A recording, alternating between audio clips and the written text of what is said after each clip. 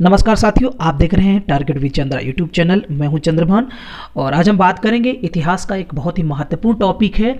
कुछ प्रमुख विदेशी यात्री या कह सकते हैं कुछ प्रमुख विदेशी इतिहासकार जो एक यात्री भी थे, वो हमारे देश में आए। उन्होंने बहुत सारी बातें हमारे भारत देश के बारे में लिखी जो कि एक इतिहास के महत्वपूर्ण स्रोत के रूप में जाने जाते हैं। तो ये विदेशी इतिहासकार किन भारतीय शासकों के समय में आए थे, उन्होंने कौन सी पुस्तक लिखी हुई है, इस तरीके से कई प्रश्न जो हैं एग्जाम में पूछे जाते हैं। तो ये इतिहास का जो टॉपिक है वो लगभग सभी प्रतियोगी परीक्षाओं के लिए बहुत ही महत्वपूर्ण होने वाला है। तो दोस्तों आइए इसको शुरू करते हैं।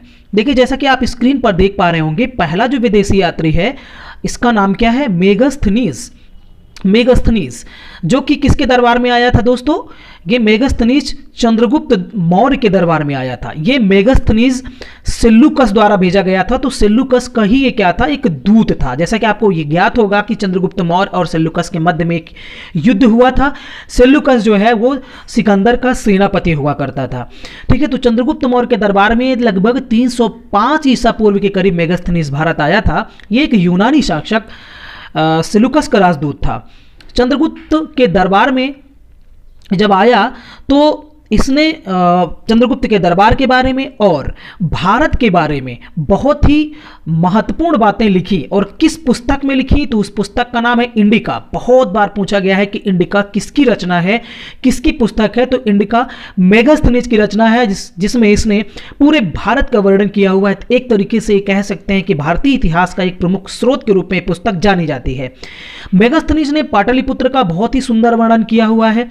इसने कहा हुआ है कि यह भारत का सबसे बड़ा नगर हुआ करता था। इस नगर के चारों ओर, ये नगर चारों ओर दीवारों से घिरा था। इस नगर में अनेक फाटक और दुर्ग बने हैं। नगर में अधिकांश मकान जो हैं वो लकड़ियों के बने हुए हैं। इस तरीके का वर्णन पाटलिपुत्र के बारे में किसने किया है दोस्तों? ये मेगास्थनीज ने किया हुआ है। तो ये प्रमुख बातें आप इसको याद रखेंगे तो बहुत ही आपके लिए काम आने वाली हैं। सेकंड जो प्रमुख यात्री है जिसके बारे में बात करने जा रहे हैं वो है फाहियान। ये एक चीनी यात्री है, ये आपको याद रखना है।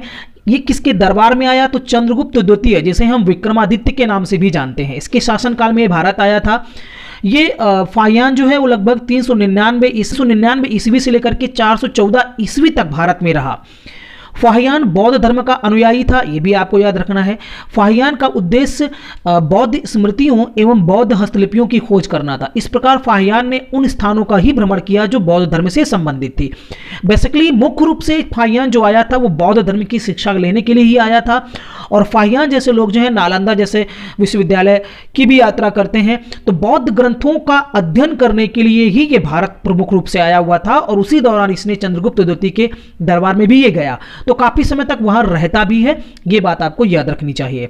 आगे हम बात करते हैं, अगला है वेनसोंग के बारे में अगर बात करें तो हा से वेनसंग और हा से ही हर्षवर्धन होता है। इस तरीके से इसको हम याद रख सकते हैं कि ये चीनी यात्री था और ये हर्षवर्धन के शासनकाल में भारत आया था। वेनसांग 629 ईस्वी से लेकर के 643 ईस्वी तक भारत में रहा। और इसकी जो प्रसिद्ध पुस्तक है उसका नाम है सीयू की, और इसमें इसने अपनी यात्रा तथा भारत का विवरण दिया है। इसके वर्णनों से हमें हर्षवर्धन कालीन सामाजिक, आर्थिक, धार्मिक तथा सांस्कृतिक स्थिति के बारे में परिचय मिलता है। वेनसांग के प्रमाणों के कारण ही ज्ञात होता है कि हर्षवर्धन एक परिश्रमी तथा परोपकारी शासक था। वेनसांग ने हर्षवर्धन की कलात्मक भावनाओं पर भी प्रकाश डाला है।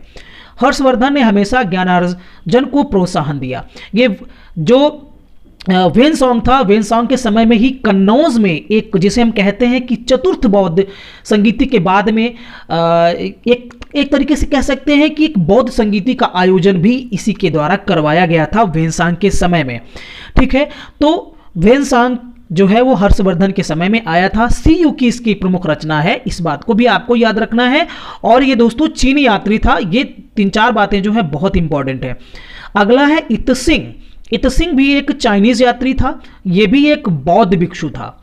यह नालंदा विश्वविद्यालय में 10 वर्षों तक रहा। उसने वहां के प्रसिद्ध आचार्यों से संस्कृत तथा बौद्ध धर्म के ग्रंथों को पढ़ा। इतसिंग 675 ईस्वी के समय सुमात्रा होकर समुद्र के मार्ग से भारत आया था। तो दोस्तों आपने सुमात्रा, इंडोनेशिया, थाईलैंड, ये वाला एरिया आपने भारत के मैप में देखा होगा, ये वहीं से यात्रा करके भारत आया हुआ था। इन्होंने नालंदा एवं विक्रमशिला विश्वविद्यालय तथा उस समय के भारत पर प्रकाश डाला हुआ है। इत्सिंग ने 691 में अपना प्रसिद्ध ग्रंथ, जिसका नाम क्या है, बहुत इंपॉर्टेंट है, अपना प्रसिद्ध ग्रंथ भारत तथा मलय द्वीपपुंज में प्रचलित बौद्ध धर्म का विवरण लिखा। यह पुस्तक दोस्तों बहुत पूछी जाती है, इत्सिंग के द्वारा लिखी गई है। यह ग्रंथ बौद्ध धर्म और संस्कृत साहित्य के इतिहास का स्रोत माना जाता है। ठीक है, तो कुछ बातें आपको इसके बारे में याद रखनी है, जैसे कि यह भी एक चीनी यात्री था, बौद्ध भिक्षु था, नालंदा विश्वविद्यालय में 10 वर्षों तक रहा। ये कहाँ से यात्रा करके आता है, सुमात्रा होकर के समुद्र के मार्ग से भारत आया हुआ था। इसने नालंदा और विक्रमशिला विश्वविद्यालय के बारे में लिखा हुआ है और इसका प्रसिद्ध ग्रंथ है भारत तथा मलय द्वीपपुंज में प्रचलित बौद्ध धर्म का विवरण। ठीक है, तो ये कुछ इंपॉर्टेंट बातें हैं। अगला जो यात्री है अलबरूनी, बहुत इंपॉर्टेंट यात्री ये भी है। अलबरूनी का जन्म उज्बेकिस्तान में हुआ था दोस्तों, और किस जगह पर, ख्वारिज्म। सन 973 ईस्वी में इसका जन्म हुआ था। वह फारसी का एक प्रसिद्ध विद्वान था। उसने महमूद गजनवी की सेना के साथ भारत की यात्रा की थी। कई बार एग्जाम में पूछा गया है कि अलबरूनी किसके साथ आया था, तो महमूद गजनवी के साथ आया था। ये वही महमूद गजनवी है जिसने सोमनाथ मंदिर पर आक्रमण किया था। तो ये एक प्रसिद्ध आक्रमण माना जाता है और इसने लगभग कुल मिलाकर के 17 बार भारत पर आक्रमण किया और इस आक्रमणों का मुख्य उद्देश्य था भारत से अपार धन संपत्ति को लूट करके गजनी ले जाना। तो अलबरूनी ने भारत के बारे में एक बहुत ही प्रसिद्ध पुस्तक लिखी है, तहकीक हिंद, जिसको बारे में बहुत बार पूछा गया है। कुल मिलाकर के अलबरूनी द्वारा 14 पुस्तकों को लिखा गया है, उनमें से किताबुल हिंद और तहकीक हिंद बहुत ही लोकप्रिय पुस्तकें हैं जो कि भारत के बारे में बहुत ही वर्णन करती हैं। तो इन पुस्तकों के बारे में भी आपको जानते रहना है। ठीक है, तहकीक हिंद और किताबुल हिंद। उसकी इस पुस्तक को दक्षिण एशिया के इतिहास का प्रमुख स्रोत माना जाता है। अलबरूनी का असली नाम क्या था, अबू रेहान मोहम्मद। तो लेकिन वह अलबरूनी के नाम से ही अधिक प्रसिद्ध हुआ, जिसका अर्थ होता है उस्ताद। इसका शाब्दिक अर्थ क्या होता है, उस्ताद अलबरूनी का। वैसे उसका नाम क्या था, अबू रेहान मोहम्मद।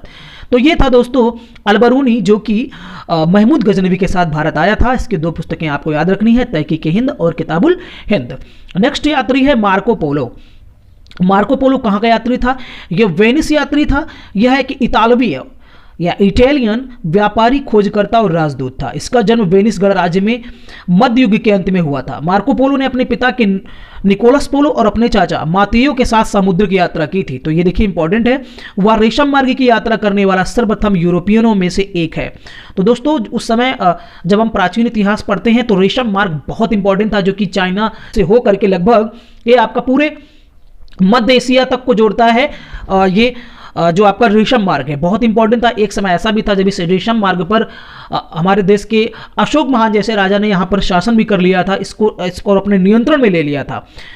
तो इसने अपनी यात्रा जो है वो 1271 ईस्वी में लायासुस बंदरगाह आर्मेनिया से प्रारंभ की थी। वेनिस से शुरू हुई अपनी यात्रा में वह कुस्तुनतुनिया से वोल्गा तट, वहाँ से सीरिया, फारस, कराकोरम और फिर कराकोरम से उत्तर की ओर बुखारा से होते हुए मध्य एशिया में स्टेपी के मैदानों से गुजरकर पीकिंग पहुंचा। इस पूरी यात्रा में मार्को पोलो को 3.5 वर्ष का समय लगा था। तो ये पीकिंग दोस्तों कहाँ पर है, ये पीकिंग जो है चाइना में है और चाइना में ये काफ़ी दिन तक रहा और वहाँ के जो भी एडवेंचर्स हैं उनको देख करके बहुत ही प्रभावित हुआ, वहाँ के व्यापार को देख के प्रभावित हुआ और जाकर के दोबारा जब ये यूरोप पहुँचता है तो वहाँ ये बताता है, इसने पुस्तकें भी लिखी कि देखिए वहाँ पर इस तरीके की जगहें हैं, ऐसे ऐसे आविष्कार हुए हैं, वहाँ के लोग इस तरीके से व्यापार करते हैं, बहुत पैसा वहाँ से कमाया जा सकता है। और ये बात जब इसने बताई, किताबों में लिखा, तब जाकर के बहुत सारी यूरोपीय कंपनियां भारत की तरफ आकर्षित होती हैं, जिनमें से अगर बात करें जैसे कि east India company, Dutch east India company, तो ये पुर्तगाली, अंग्रेज़, फ्रेंच, डेन, ये सभी के सभी बाद में आना शुरू होते हैं। बाकी इसके पहले जो है वो यात्रा किसके द्वारा की गई थी, बाकी इन सभी यूरोपीय कंपनियों के पहले ही मार्को पोलो जैसे व्यक्ति ने एशिया की यात्रा कर ली थी। तो ये भी काफ़ी इंपॉर्टेंट है, इसको भी आप याद रख सकते हैं। नेक्स्ट है इब्न बतूता। इब्न बतूता कहाँ का यात्री था दोस्तों, ये मोरक्को का यात्री था। इसका जन्म 24 फरवरी 1304 ईस्वी को हुआ था। इसका पूरा नाम था अबू अब्दुल्ला मोहम्मद। इब्न बतूता इनके कुल का नाम था, इसलिए एक टाइटल कह सकते हैं। आगे चल करके अबू अब्दुल्ला मोहम्मद को लोग इब्न बतूता के नाम से ही जानने लगे। इसकी प्रमुख जो पुस्तक है रहला या रहला, ये आपको याद रखनी है। इब्न बतूता मोहम्मद बिन तुगलक के समय भारत आया था। एग्जाम में कई बार पूछता है कि मोहम्मद बिन तुगलक के समय कौन सा विदेशी यात्री भारत आया था, ये एग्जाम में कई बार पूछा गया है। तो इब्न बतूता आया था किसके समय में? मोहम्मद बिन तुगलक के शासन के समय में। भारत के उत्तर पश्चिम द्वार से प्रवेश करके वह सीधा दिल्ली पहुंचता है, जहां तुगलक सुल्तान मोहम्मद ने उसका बड़ा आदर सत्कार किया और उसे राजधानी का काजी भी नियुक्त किया था। तो इस बात को आप याद रखिए। नेक्स्ट है दोस्तों निकोलो कॉन्टी। निकोलो कॉन्टी ये भी एक यात्री था और ये इटली का यात्री था। निकोलो कॉन्टी विजयनगर आने वाला पहला विदेशी यात्री था। विजयनगर साम्राज्य के बारे में दोस्तों आपने पढ़ा भी होगा, जहाँ तेनालीराम जैसे एक प्रमुख व्यक्ति की और जो एक चालाक व्यक्ति की, बुद्धिमान व्यक्ति की हमेशा लोक कथाएं बहुत ही प्रचलित हैं। वहाँ कृष्णदेव राय नाम के जो एक राजा थे, बहुत ही उनका नाम हुआ, बहुत ही प्रसिद्धि उनको मिली। उसी के समय में तेनालीराम जैसे व्यक्ति भी थे। उसी दौरान ही निकोलो कॉन्टी आया था। ये राजा देवराय के शासन के समय में आया, में मुस्लिम व्यापारी के वेश में इटली से भारत आया था। तो एक तरीके से व्यापारी के वेश में आया हुआ था। इसने दक्षिण पूर्व एशिया और चीन तक की यात्रा की। उसने अपनी यात्रा के विवरणों को किस भाषा में लिखा है दोस्तों? लैटिन भाषा में लिखा हुआ है। तो इसने यहाँ के शहर, राज दरबार, प्रथाओं और त्योहारों का वर्णन किया हुआ है। इस तरीके से दोस्तों हमने प्रमुख जो विदेशी यात्री हैं उनके बारे में जाना। जहां हम शुरुआत हमने किया था उसके बाद करते हैं। देखिए मेगास्थनीज से शुरुआत की थी हमने, और मेगास्थनीज के बारे में जानने के बाद हम लोग पहुंचते हैं फाहियान। फाहियान चंद्रगुप्त द्वितीय के समय में आया हुआ था। उसके बाद ह्वेनसांग की बात करते हैं, चीनी यात्री था। यूकी इसकी महत्वपूर्ण रचना है। हर्षवर्धन के यहाँ आया था। एत्सिंग भी एक चीनी यात्री था। ये 10 वर्षों तक नालंदा में रहा। इसकी प्रमुख पुस्तक का नाम है महाभारत तथा मलय द्वीपपुंज में प्रचलित बौद्ध धर्म का विवरण। अलबरूनी जो है वो उज्बेकिस्तान में स्थित ख्वारिज्म नामक जगह पे इसका जन्म हुआ था। महमूद गजनवी के साथ आया था। तहकीक हिंद और किताबुल हिंद इसकी प्रमुख रचनाएं हैं। मार्को पोलो वेनिस यात्री था, इतालवी था, और ये सबसे पहले एशिया की यात्रा करने वाला सबसे पहला यूरोपीय व्यक्ति था जो कि चीन में कुछ समय तक रहता भी है। इब्न बतूता ये मोरक्को का यात्री था और ये इसकी प्रमुख रचना है रहला, और ये किस भारतीय शासक के समय में आया था? मोहम्मद बिन तुगलक के शासनकाल में। तो दोस्तों ये अगला जो है वो निकोलो कॉन्टी है। निकोलो कॉन्टी भी इटली का यात्री था, विजयनगर आने वाला पहला विदेशी यात्री था। तो ये कुछ प्रमुख जो यात्री हैं, विदेशी यात्री हैं, जिनके बारे में एग्जाम में बहुत बार पूछा गया है। तो ये वीडियो उम्मीद है कि आपके लिए काफ़ी हेल्पफुल होगा, और अगर आप कमेंट्स करते हैं तो इसका PDF भी मैं आपको डिस्क्रिप्शन बॉक्स में दे दूंगा। तो दोस्तों वीडियो को यहीं समाप्त करते हैं। बहुत बहुत धन्यवाद आपका।